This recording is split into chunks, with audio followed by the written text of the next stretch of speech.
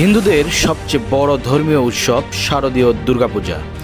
ইন্ডিয়ায় এই পূজাকে কেন্দ্র করে বাংলাদেশের অন্তর্বর্তী সরকারের প্রধান উপদেষ্টা ডক্টর মোহাম্মদ ইউনূসকে বানানো হয়েছে অসুরের আকৃতিতে।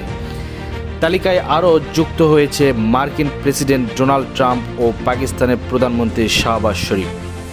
এ ঘটনায় আলোড়ন সৃষ্টি হয়েছে নেট দুনিয়ায়। ভারতের দুর্গাপূজা উৎসবে কেন রাষ্ট্রীয় প্রধানদের এরকম অপমানজনক রূপায়ণ? পশ্চিমবঙ্গের মুর্শিদাবাদ জেলার বহরমপুরের দুটি পূজা মণ্ডপ এখন বিতর্কের কেন্দ্রে। সোশ্যাল মিডিয়ায় ছড়িয়ে পড়া ভিডিওটিতে দেখা গেছে অসুর রূপে দাঁড় করানো হয়েছে ডক্টর মোহাম্মদ ইউনূস।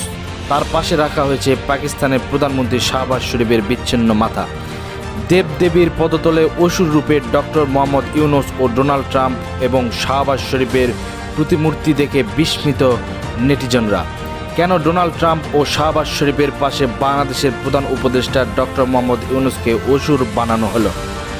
এটা কি নিছক শিল্পকর্ম নাকি রয়েছে রাজনৈতিক সংশ্লিষ্টতা জড়িত? এই নিয়ে তোলপাড় নেট দুনিয়া। আপনার মতামত অবশ্যই কমেন্টে জানাবেন।